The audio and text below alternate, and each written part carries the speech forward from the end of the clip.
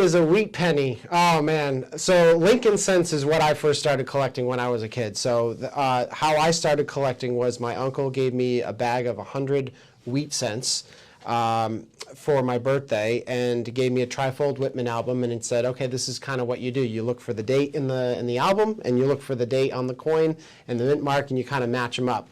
So a wheat cent is basically all the Lincoln cents that were minted from 1909 to 1958 that have these little wheat stalks on the back. And so of course you have in the middle, you have the word 1 cent, and you have the 2 wheat stalks on the side, and that's what is considered a wheat cent. Of course, in 1959, it was replaced by the memorial cent. I believe Frank Gasparo was the designer of that particular reverse. And then, of course, in 2009, it was changed for the 4 different reverses to celebrate the 200th anniversary of Lincoln's birth and the 100th anniversary of the cent itself.